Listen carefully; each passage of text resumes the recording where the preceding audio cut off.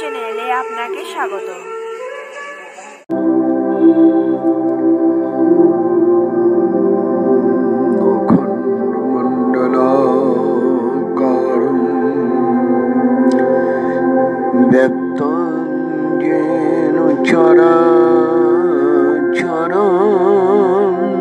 तत्पदं दर्शितं येन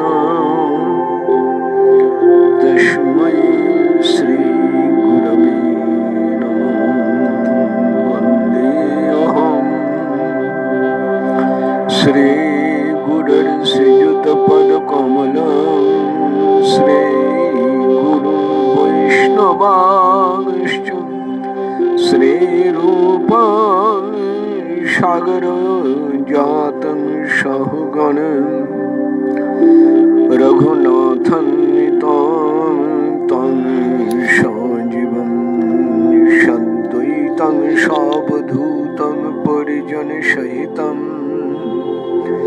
कृष्ण चैतन्यदेवं राधा कृष्ण पादं सहगण ललितं श्री विशाखान्वितांश्च वंशकल्पतरुभ्यश्च कृपा सिन्धुभ्येव च पतितानां पावनेभ्यो वैष्णवेभ्यो नमो नमः। आजानुलम्बितभुजौ कनकवदातौ संकीर्तनैकपितरौ कमलायुताक्षौ विश्वम्भरौ द्विजवरौ जुगधर्मपालौ वन्दे जगत्प्रियकरौ करुणावतारौ। निगमो कल्पतरुर्गलितं फलं शुकमुखादमृतद्रवसंयुतं पिबत भागवतं रसमालयं मुहुरहो रसिका भुवि भावुका। नमो ब्रह्मण्यदेवाय गो ब्रह्मणहिताय च जगद्धिताय कृष्णाय गोविन्दाय नमो नमः। हे कृष्ण करुणा सिन्धु दीनबन्धु जगत्पते गोपेश गोपिका कान्त राधा कान्त नमोस्तुते। निताय गौर हरि बोल निताय गौर हरि बोल निताय गौर हरि हरि बोल।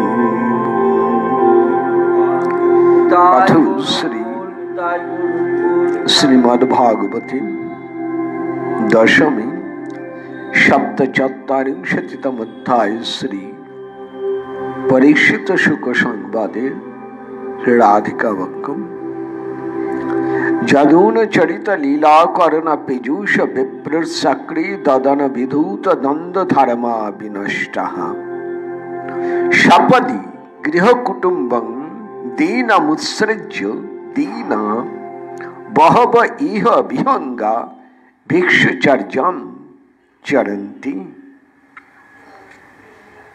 प्रणाम श्री गुरु चरणारविंदे, प्रणाम सकल वैष्णव चरणे, प्रणाम प्रभु निताय गौर हरि श्री राधा राधा वल्लभ गोपाल जी नारायण श्रीमद् भागवत वृंदा देवी সকল के प्रणाम।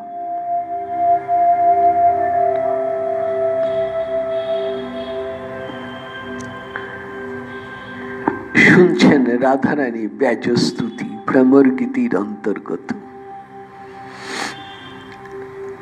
কি বলছেন রাধারানী? আবার মনে করিয়ে দিই, রাধারানী বলছেন একটু যদি কৃষ্ণ কথা কানে যায় তার সংসারের আসক্তি আর থাকে না, সব ছেড়ে ব্রজের পথে ছুটে যায়। পাখি যেমন খাঁচা থেকে বেরিয়ে বনের দিকে ছুটে যায়, ঠিক তেমনি করে সংসার খাঁচা থেকে বেরিয়ে ছুটে যায় ব্রজের বৃন্দাবনে বনের পথে। এ প্রসঙ্গে আমরা গতকাল 6 গোস্বামীর কথা, 4 জনের কথা শুনেছি। আজকে শুনুন প্রথমে রঘুনাথ ভট্ট গোস্বামী পাদের কথা।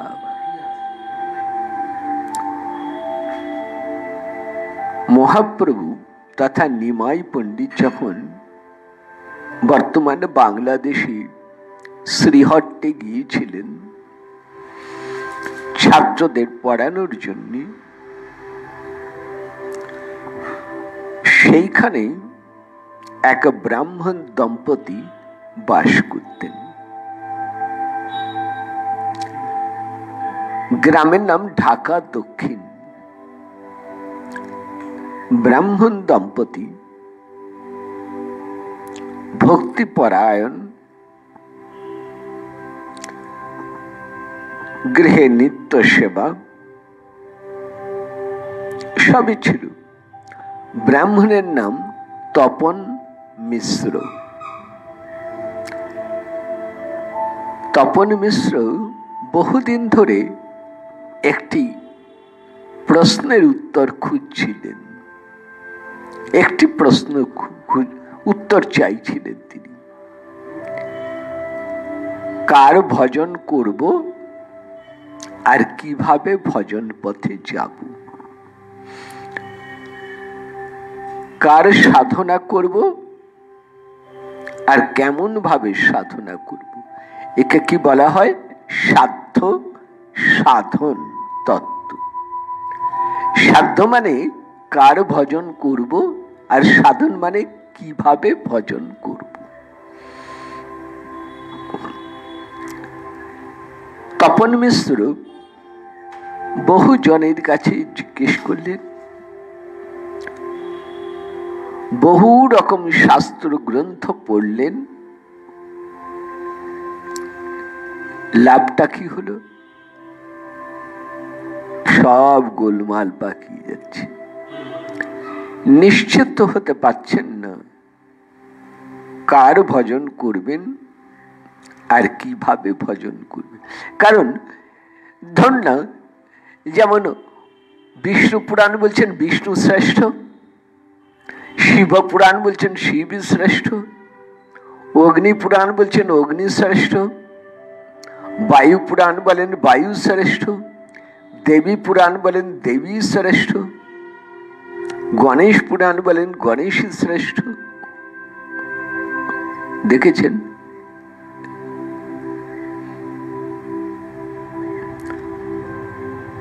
আবার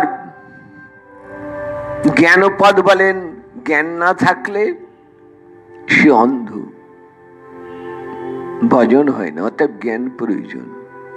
যোগ শাস্ত্র বলছেন আসন প্রাণায়াম যোগ সাধনা ধ্যান ধারণার মধ্যে দিয়ে ঈশ্বর অনুভব, নির্বিকল্প সমাধির মধ্যে গেলেই তবেই হয় মুক্তি। বাহ! কোন শাস্ত্র বলছেন তপস্যা করো, তপস্যা চিয়তে ব্রহ্ম, তপস্যার দ্বারাই ভগবানকে মিলে। কোন শাস্ত্র বলছেন দান করো, কোন শাস্ত্র বলছেন জপ করো, কোন শাস্ত্র বলছেন তীর্থ ভ্রমণ করো। দেখেছেন?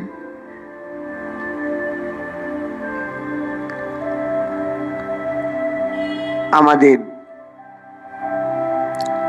মহাভারত এই জন্য সুন্দর একটি কথা শুনিয়েছেন, শ্রুতয়োর বিভিন্ন মতয়োর বিভিন্ন নাশৌপরিষি নমতং যস্য ভিন্নম। সেই থেকে বাংলা একটা প্রবাদ এসেছে, নানা মুনির নানা মত। এখন সবার কথা শুনলে বুদ্ধি বিভ্রান্ত হতে পারত, তাহলে কোন পথে যাবেন? তপন মিশ্র পথ খুঁজে পেলেন না। যত পড়ছেন, যত শুনছেন, তত আরো বেশি করে মনের ভেতরে জট পাকিয়ে যাচ্ছে, স্থির সিদ্ধান্তে আসতে পারছেন না। বকরূপী ধর্মকে যুধিষ্ঠির মহারাজ ঠিকই বলেছেন। ধর্মস্য তত্ত্ব নিহিতং গুহায়াম মহাজনজেন গতস্য পন্থা। ধর্মের প্রকৃত পথ যেমন গুহার ভেতরে কি আছে বাইরে থেকে দেখা যায় না, এরকম ধর্মের তত্ত্ব হৃদয় গুহায় লুকিয়ে আছে, বাইরে থেকে বোঝা যায় না। তবে উপায় বলেন মহাজনের দ্বারা আচরিত পথই ধর্মকে মিলিয়ে দেয়। আসুন শোনা যাক। তপন মিশ্র এক সময় হতাশায় একেবারেই নির্বিন্ন চেতা হয়ে গেলেন। না, আমার জীবনটাই ব্যর্থ হয়ে গেল, না হলো আরাধ্য দেবতার পরিচয়, আর না হলো আরাধনার পথের পরিচয়। ব্যর্থ হয়ে গেল আমার জীবন। হতাশা থেকে এবার এলো একটি বুদ্ধি, না নির্মলা বুদ্ধি নয়, দূষিত বুদ্ধি, আমি আত্মহত্যা করব। এই মনে করে একদিন তিনি সমগ্র যত শাস্ত্র পড়েছিলেন সব শাস্ত্র গ্রন্থ এক জায়গায় রেখে খুব কাঁদছিলেন, খুব ডাকছিলেন ঈশ্বরকে, পথ দেখাও, পথ দেখাও, পথ দেখাও। সাড়া পেলেন না। সব শাস্ত্র গ্রন্থ রাখলেন মাথার কাছে, শাস্ত্র জননী পথ দেখালেন না।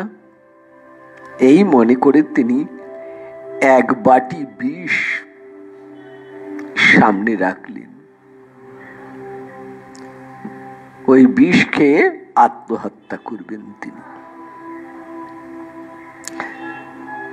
ভগবানের কাছে, ঈশ্বরের কাছে প্রার্থনা করছেন, পথ দেখাও, পথ দেখাও। কাঁদতে কাঁদতে বুঝি ঘুম পেয়ে গেল, ঘুমিয়ে পড়লেন। উষা লগ্নে এক অপূর্ব স্বপ্ন দর্শন করলেন। এক ব্রাহ্মণ, তেজময় শরীর, আনন্দময় বদন, তপন মিশ্রকে বলছেন, তপন মিশ্র, পথ খুঁজে পাচ্ছ না, কার আরাধনা করবে জানতে পারছ না? শোনো, তোমার গ্রামেতেই এসেছেন একজন, নাম নিমাই পণ্ডিত, নবদ্বীপ থেকে এসেছেন। পণ্ডিত বলে তাকে উপেক্ষা করো না, কাছে যাও, তার কাছেই মিলবে তোমার পথের সন্ধান, তার কাছেই পাবে আরাধ্য দেবতার পরিচয়।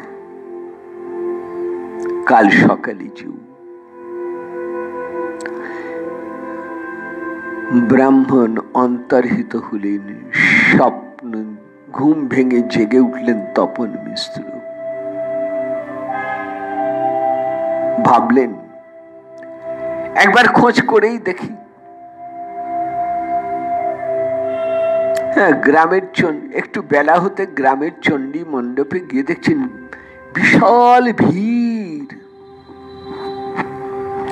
আর সেই চণ্ডী মণ্ডপ যেন আলোয় আলোয় ভরে আছে। এক গৌর বরণ অল্প বয়সের ছেলে,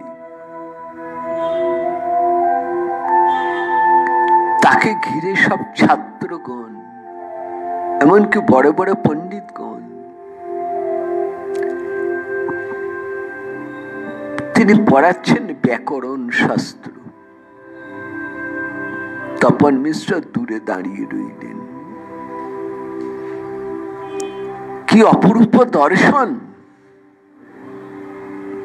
একজনকে জিজ্ঞেস করছেন নাম কি, বলে নিমাই পণ্ডিত, বাস নবদ্বীপ। আপনি জানেন না নবদ্বীপ থেকে তিনি এই গ্রামে এসেছেন আমাদের পড়াবার জন্য। দেখছেন কেমন স্বপ্নে দেখা বিষয়বস্তুর সাথে মিলে গেল। তপন মিশ্র অপেক্ষা করতে লাগলেন। ক্রমে মধ্যাহ্নকাল উপস্থিত হলো, সকলকে বিদায় দিলেন। সবাই চলে যাবার পরে এবার তপন মিশ্র কাছে এলেন, লুটিয়ে পড়লেন মহাপ্রভুর চরণে। যদিও মহাপ্রভু তার থেকে বয়সে অনেক ছোট, কিন্তু তপন মিশ্র লুটিয়ে পড়লেন চরণে। সব কথা বলছেন। মহাপ্রভু হাসছেন, নিমাই পণ্ডিত হাসছেন, এসে বলছেন অনেক খুঁজলে পেলে না আরাধ্য দেবতার সন্ধান, পেলে না পথের সন্ধান। ঠিক আছে, আমি দেখিয়ে দিই, আমি সন্ধান দিই তোমায়। দেখো তো এই শ্লোকটি কোথাও পেয়েছ কিনা? হরের নাম হরের নাম হরের নামৈব কেবলম কলো নস্তে বনস্তে বনস্তে ভগতিরন্যথা। হরের নাম হরের নাম হরের নামৈব কেবলম কলো নস্তে বনস্তে বনস্তে ভগতিরন্যথা।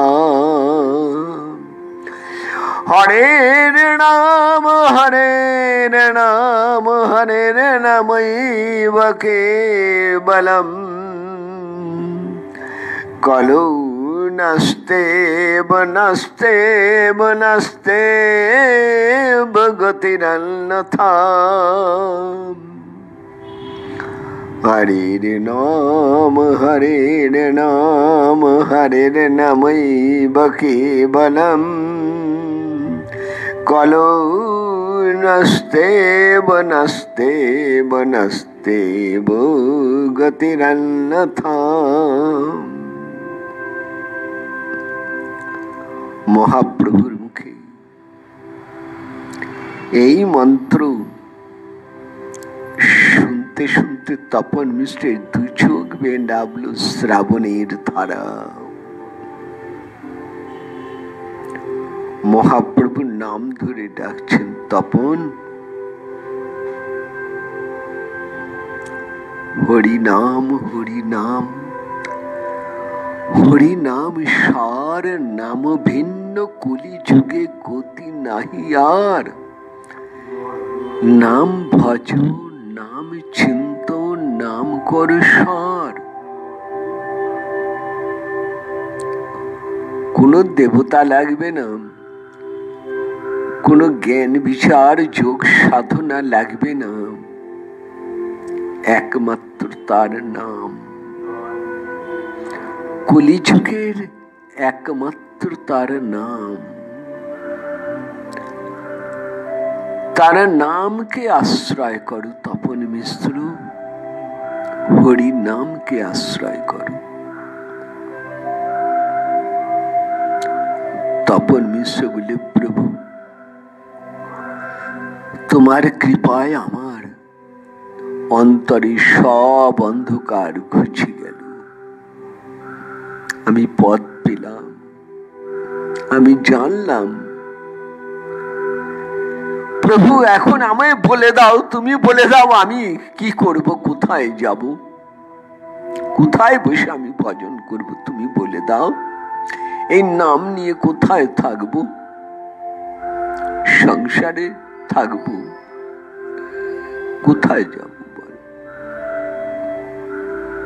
মহাপ্রভু বলছেন, তুমি তোমার স্ত্রীকে নিয়ে চলে যাও বারাণসী ধামে। সুদূর বারাণসীতে বাবা বিশ্বনাথের ওখানে মণিকর্ণিকা ঘাট, তার কাছেই তুমি অবস্থান করো। তপন মিশ্র বলছেন, প্রভু তোমার দর্শন পাবো তো? মহাপ্রভু বলছেন, নিশ্চয়। যে নাম করে সে আমায় পায়, সাক্ষাতে পাবে। তপন মিশ্র বলছেন, আমার একটা দুঃখ রইল প্রভু, আমি নিজের বাড়িতে তোমাকে সেবা করাতে পারছি না, পারলাম না। প্রভু বললেন, কোনো চিন্তা করো না, কাশীধামে আমি তোমার বাড়িতেই থাকব, আমি আসছি, তুমি চলে যাও, যথা সময়ে দেখা হবে। তপন মিশ্র বিদায় নিলেন। বাড়ি এসে কিছুদিনের মধ্যেই স্ত্রীকে সঙ্গে করে নিয়ে চলে গেলেন কাশীধামে। প্রভু বলেছেন, তুমি সংসার ত্যাগ করো না, সংসারে বসেই তুমি নাম করো। নামই তোমার দেবতা, নামই তোমার সাধনা, নামই সাধ্য, নামই সাধন। তপন মিশ্র নাম নিয়ে রইলেন, শুধু নাম নিয়ে রইলেন। কাশীতে এলেন, একটা বাড়ি তৈরি করলেন, রইলেন কাশীতে সস্ত্রীক। আর প্রতিদিন ভাবেন কবে মহাপ্রভু আসবেন, কবে আসবেন। মাঝখানে কেটে গেল বেশ কয়েক বছর। সেদিন তপন মিশ্র গঙ্গা স্নান করে উঠছেন, এমন সময় দেখছেন ঘাটে একটি নৌকো এসে লাগলো, আর সেই নৌকো থেকে নামছেন সেই উজ্জ্বল বরণ গৌরবরতেই। কিন্তু না, এখন তার সন্ন্যাসী বেশ, কিন্তু মুখে সেই হরে কৃষ্ণ নাম। সে যে হরে কৃষ্ণ নামই সঘনে বলয়ে, তার নয়নে গলয়ে ধারা, আজান লম্বিত বাহু যুগল ঊর্ধ্বে তুলে নৌকোর মধ্যে দাঁড়িয়ে প্রভু হরে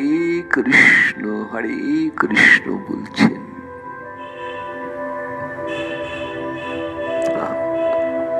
নৌকো থেকে নামলেন প্রভু, তপন মিশ্র প্রভুর চরণে প্রণাম জানালেন। প্রভু বললেন, কথা দিয়েছিলাম আমি আসব, আমি এলাম। তপন মিশ্র, আমি এলাম। আহা, হরি বল। তপন মিশ্রের আনন্দ ধরে না, মহাপ্রভুকে নিজের ঘরে পেয়ে মনের সাথে সেবা করলেন। তপন মিশ্রের একটি ছোট্ট ছেলে, একমাত্র পুত্র, ছোট্ট ছেলে, নাম রঘুনাথ। রোজ মহাপ্রভুর চরণ সেবা করত। যখন মহাপ্রভু বিশ্রাম নিতেন, ওই ছোট ছেলেটি, কেউ বলে দেয়নি, নিজের প্রাণের টানে ছুটে গিয়ে মহাপ্রভুর চরণ সেবা করত। প্রভু বৃন্দাবনে গেলেন, আবার ফিরে এলেন কাশীতে। এবার প্রভু ফিরে যাবেন নীলাচলে। রঘুনাথ মা বাবার কাছে গৌর কথা শুনছে, শিশুকাল থেকেই মা বাবার কাছে গৌর কথা শুনেছেন, সাক্ষাতে গৌর সেবা পেয়েছেন, গৌর সঙ্গ পেয়েছেন। এখনো মহাপ্রভু ফিরে যাচ্ছেন নীলাচলে। রঘুনাথ খুব কাঁদছেন, ছটফট করছেন, না আমি থাকবো না, আমি নীলাচলে যাব। আমি মা চাই না, বাবা চাই না, ঘর চাই না, প্রভু তোমার চরণ তলায় পড়ে থাকবো, আমাকে তোমার কাছে সাথে নিয়ে চলো প্রভু। মহাপ্রভু সেই ছোট ছেলেটিকে কাছে বসালেন, রেখে বললেন, তুমি কার? ঠিক করে বলো, তুমি কার? ছেলেটি কাঁদছেন, মহাপ্রভুর চরণ দর্শন করছেন, চোখের জলে ভেসে যাচ্ছেন, কাঁদতে কাঁদতে বলছেন,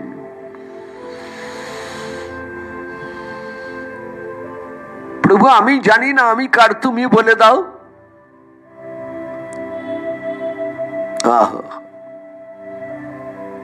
কি মধুর সংবাদ দেখুন।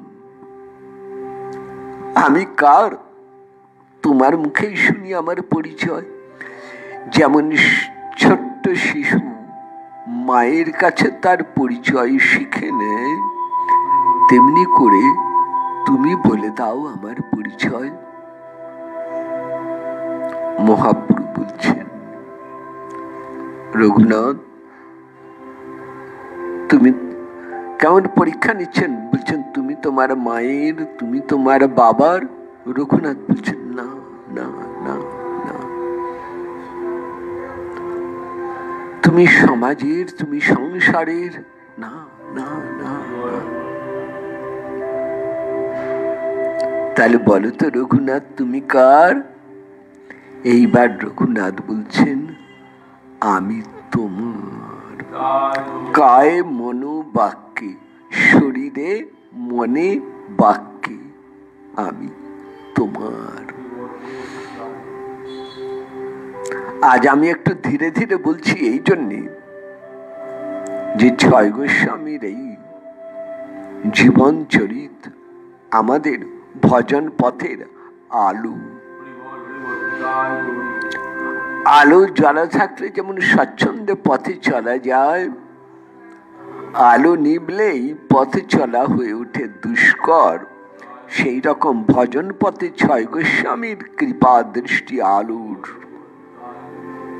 স্বচ্ছন্দে যেতে পারে। এই জন্যে ঠাকুর নরোত্তম প্রণাম জানিয়ে বলছেন, এই ছয় গোসাইর করি চরণ বন্দন, যাহা হইতে বিঘ্ন নাশ হয় অভীষ্ট পূরণ।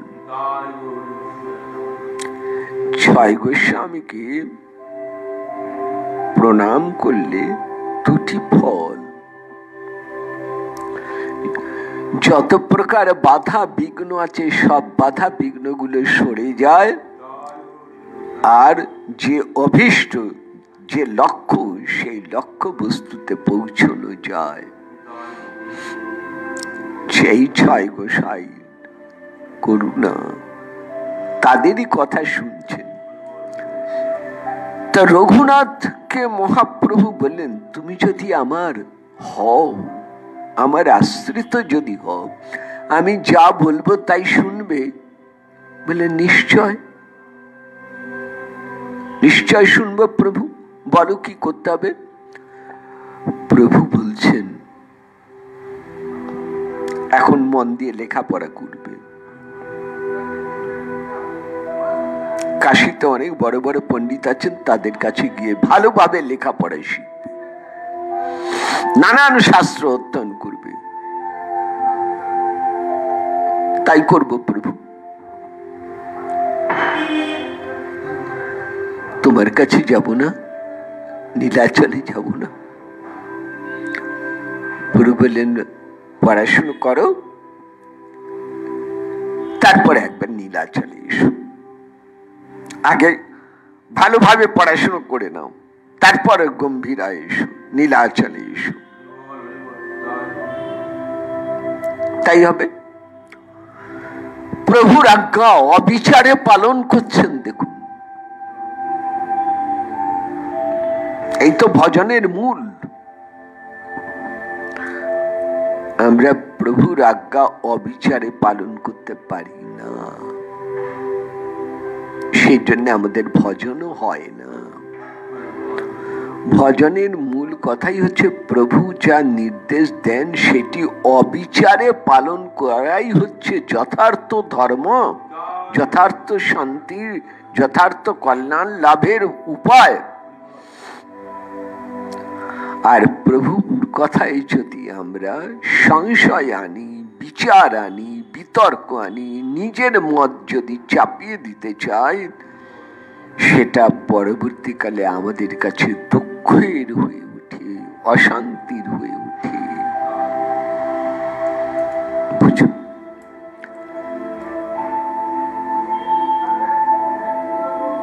খুব ভালো মহাপ্রভু চলে গেলেন, খুব ভালোভাবে পড়াশুনো করে নিলেন রঘুনাথ, অবিলম্বে পণ্ডিত উপাধি লাভ করলেন।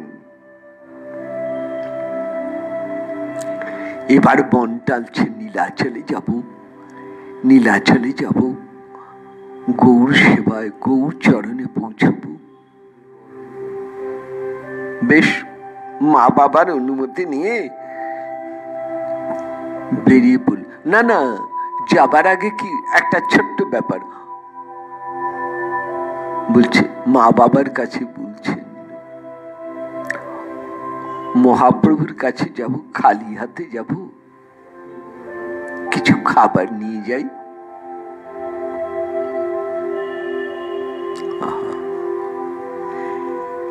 কিছু খাবার নিয়ে যাই। আমাদের এখানে যতদিন মহাপ্রভু ছিলেন, প্রভুর হাতে কত খাবার তুলে দিয়েছিলাম।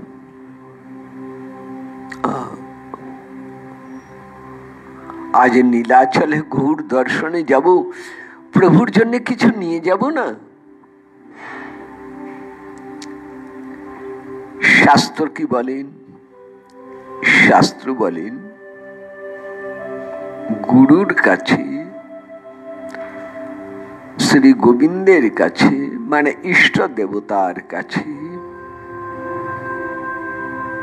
হরি বল, কোন বৈষ্ণবের কাছে, কোন গুরুজনের কাছে, মা বাবার কাছে যদি দূর দেশে থাকে,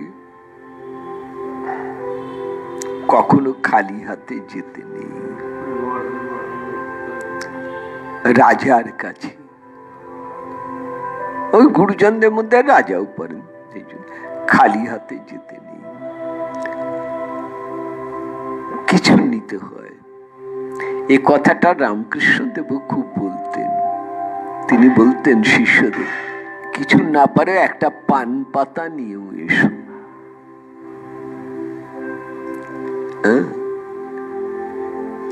যদি কিছু নাই থাকে, একটা পান নিয়ে এসো, একটা হরিতকে নিয়ে এসো, একটা সুপুরি নিয়ে এসো, এক টুকরো মিছরি নিয়ে এসো, এরকম বলতেন তিনি। আসুন শুনুন, এটা হলো মর্যাদা। তা রঘুনাথ নীলাচলে যাবেন, মা বাবার কাছে বলছেন, আমি মহাপ্রভুর জন্য কিছু নিতে চাই।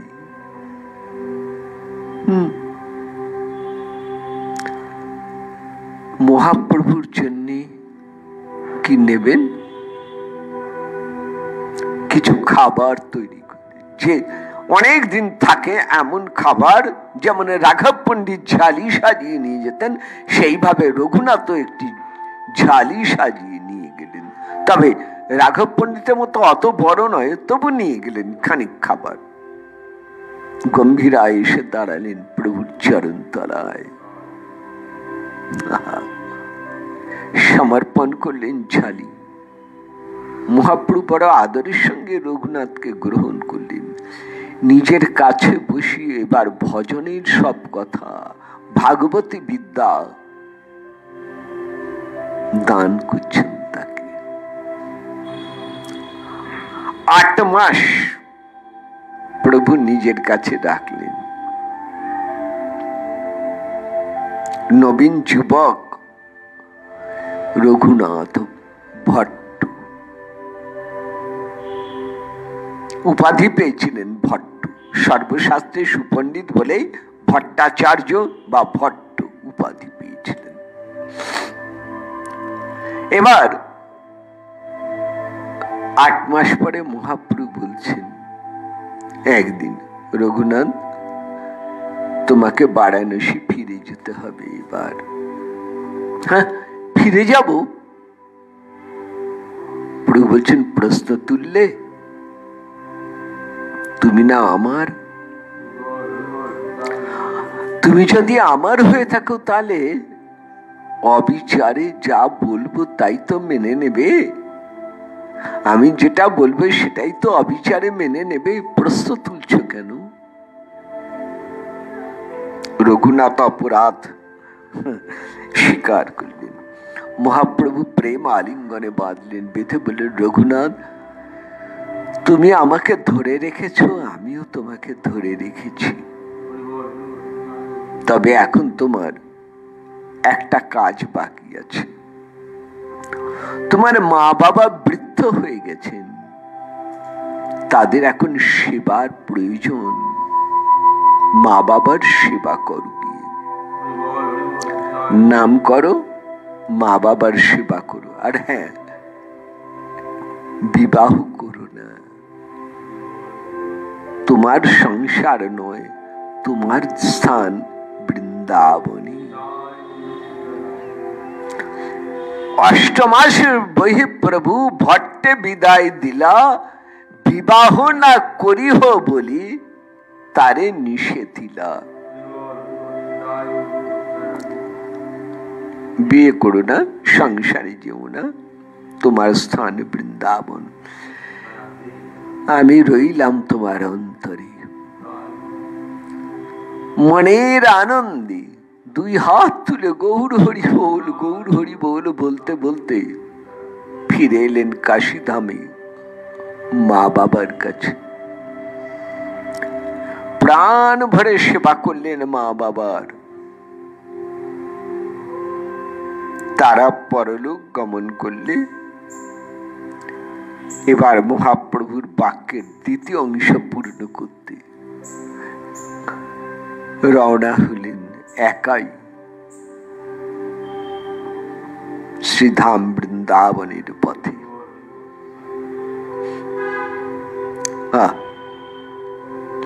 সর্বশাস্ত্রে সুপণ্ডিত, কাশীতে কিছু কিছু অধ্যাপনার কাজও করেছিলেন,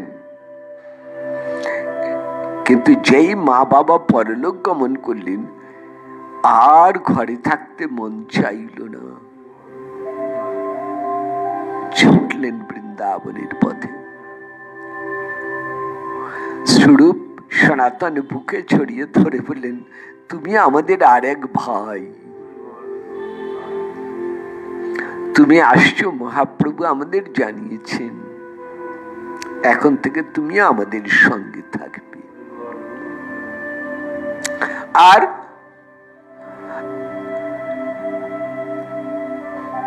অতুলনীয় কাব্য জ্ঞান, অতুলনীয় তার ভজন, রস সাহিত্যের অপূর্ব তার প্রতিভা, তিনি শিক্ষা দিলেন। পরবর্তীকালে শিক্ষা দিলেন শ্রীকৃষ্ণ দাস কবিরাজ গোস্বামীকে। রসশাস্ত্রের নিপুণতম বিশ্লেষণ কাব্য রসের পরিপূর্ণ করে দিলেন শ্রী গোবিন্দ লীলামৃত গ্রন্থ। এসবের পিছনে রঘুনাথ ভট্ট গোস্বামীর দান। কিন্তু একটাই, হ্যাঁ, বৃন্দাবন লীলাস্থল প্রকট করেছেন, বৈষ্ণব সদাচার ব্রত পালন করেছেন, কিন্তু নিজে সাক্ষাতে কোনো গ্রন্থ লেখেন নাই, আর কোনো সেবা বিগ্রহ প্রকাশ করেন নাই। এটি মহাপ্রভুর ইচ্ছেই। কিছুদিন আগে আমার এক সন্তান আমাকে প্রশ্ন করেছিলেন, শ্রী রূপ গোস্বামী পাদের গোবিন্দজি সনাতন প্রভুপাদের সেবা করতেন, মদন মোহনের। শ্রীজীব গোস্বামী সেবা করছেন রাধা দামোদরের, রঘুনাথ দাস গোস্বামী সেবা করছেন গিরিধারীর,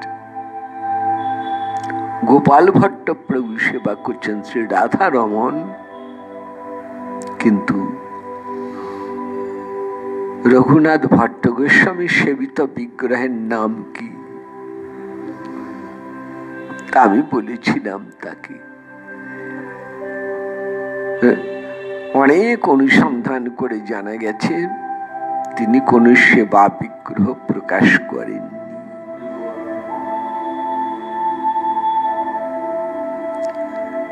যখন যেখানে থাকতেন, শ্রীরূপের সঙ্গে থাকলে গোবিন্দজির সেবা, সনাতন প্রভুর কাছে থাকলে মদন মোহনের সেবা, দাস গোস্বামীর কাছে থাকলে গিরিধারীর সেবা, এইভাবে নিয়ে থাকতেন। অধিকাংশ সময় তিনি 84 ক্রোশ পরিমণ্ডলে ভ্রমণে থাকতেন, নানান লীলাস্থল লীলা রসে ডুবে থাকতেন, খুব ভালো গান গাইতে পারতেন। কখনো বনের পথে, গোবর্ধনের পথে শ্রী রাধা কুণ্ডের তীরে বসে, না অন্য কারো গান নয়, নিজেই গান রচনা করে রাধা রানীকে শোনাতেন। একটা ছোট্ট ঘটনার কথা বলি।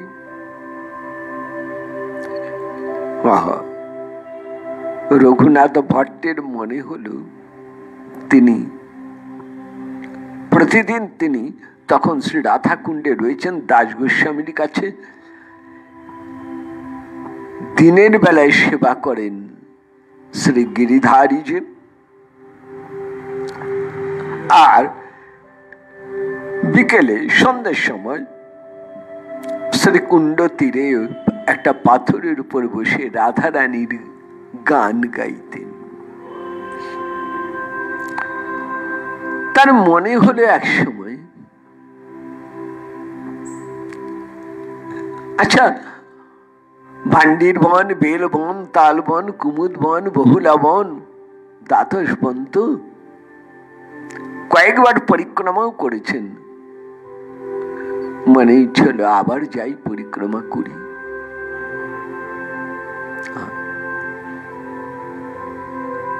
রাধানী সেই দিন তাকে জানালেন, রঘুনাথ,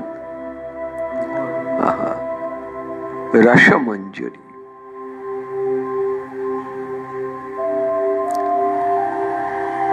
বললেন, রসমঞ্জরি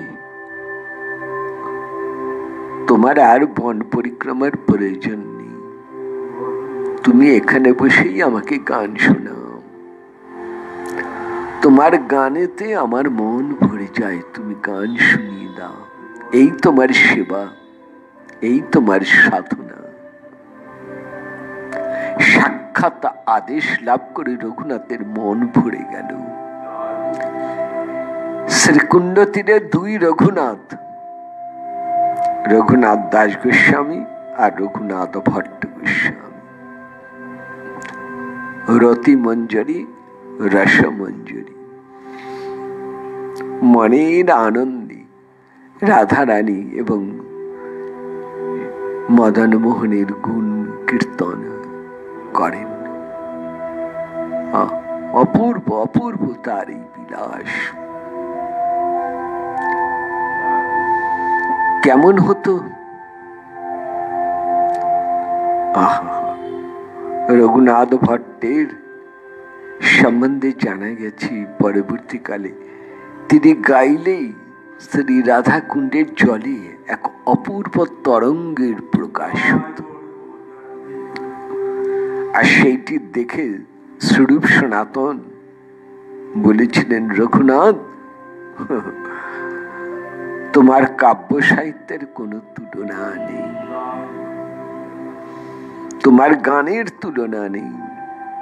রাধারানীর এইভাবে সেবা তুমি গাইছো, আর তরঙ্গের ছলে স্বয়ং রাধারানী নিজে নেচে চলেছেন তোমার গানে।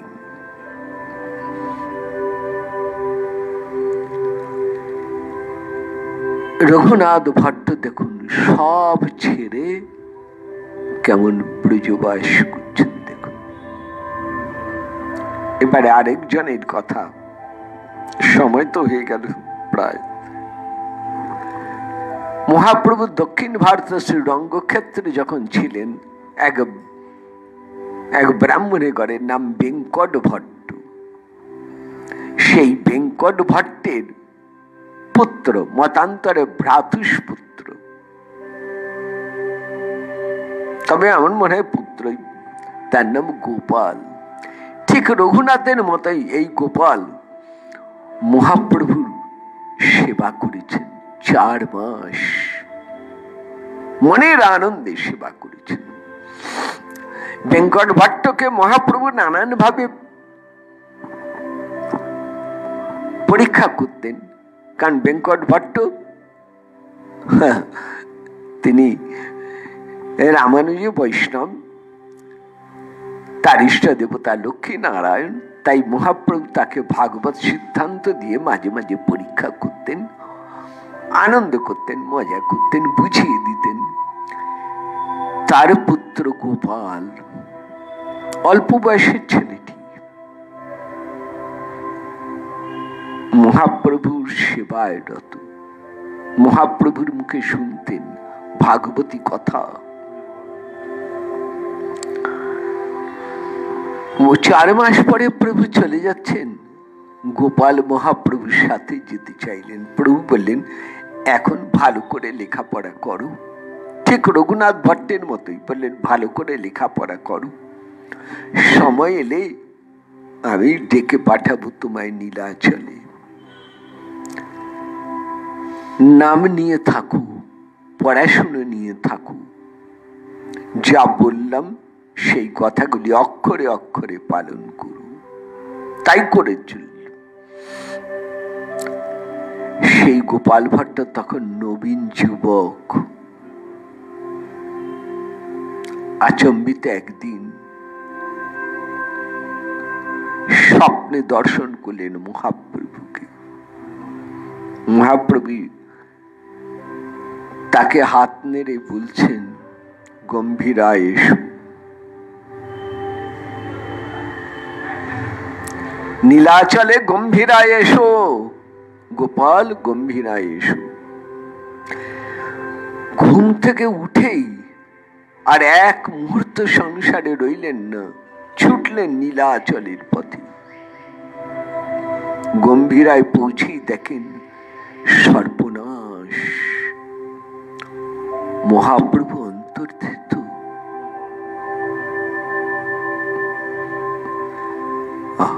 ভৃত্য গোবিন্দ দাস, রায় রামানন্দ সানন্দে গোপালকে কাছে টেনে নিলেন। গোপাল গুরু কাছে টেনে নিয়ে বললেন, মহাপ্রভু 2টো জিনিস তোমাকে দিতে বলেছেন, এই মহাপ্রভুর আসন আর মহাপ্রভু প্রসাদী ডোর কৌপিন। বুঝে নিলেন গোপাল। প্রভু তাকে দান করলেন সন্ন্যাস, তাকে দিলেন আচার্যের আসন। নানান শাস্ত্রে সুপণ্ডিত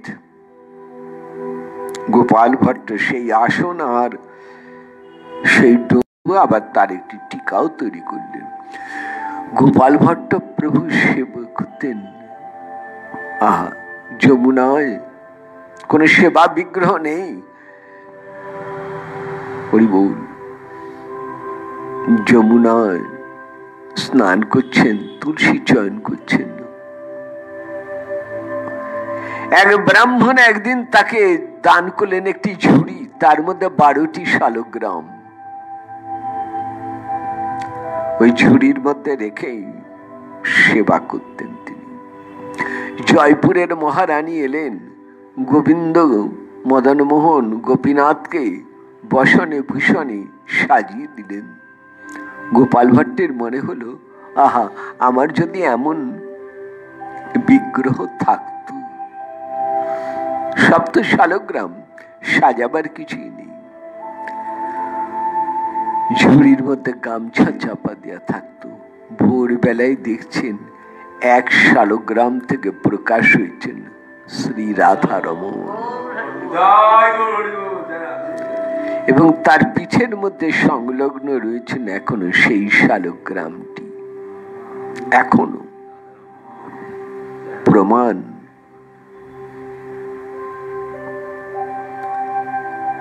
বৃন্দাবনের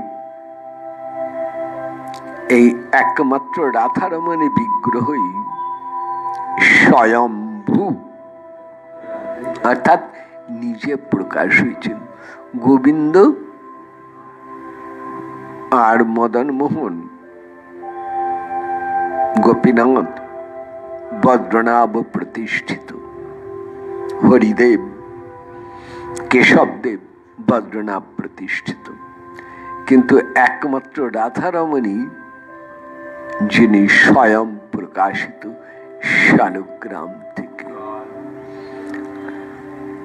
আর সেই রাধারমণের নির্দেশ,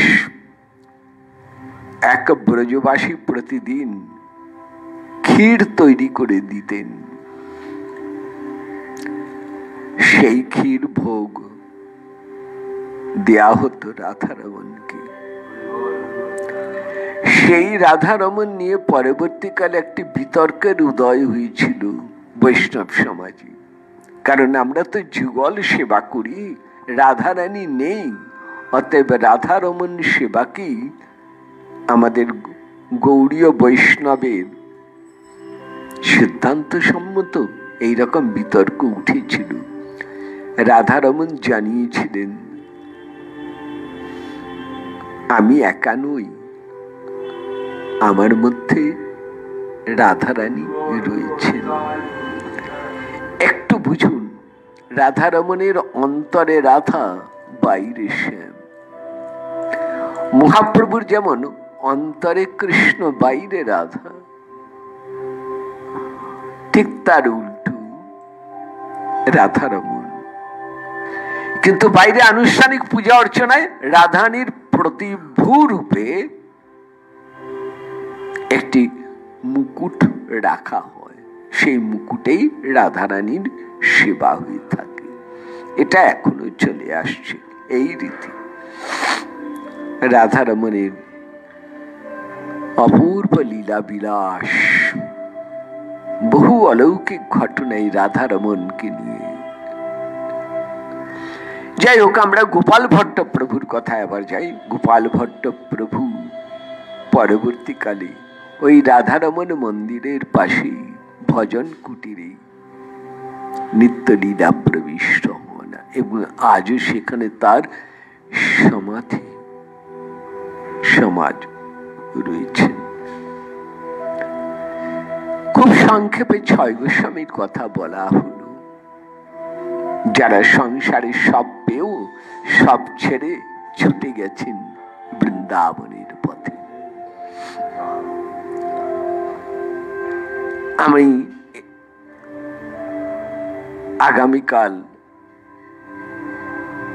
এই পাঠ আলোচনা করতে পারছি না, বিরতি থাকছে কালকে।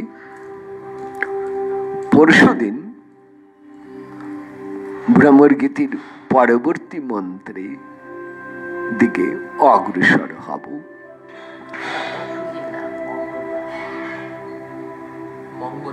মঙ্গলবার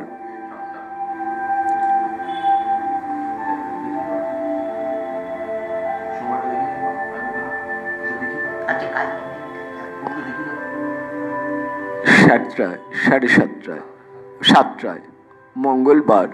হ্যাঁ, কালকে হচ্ছে না, কিন্তু পরশু দিন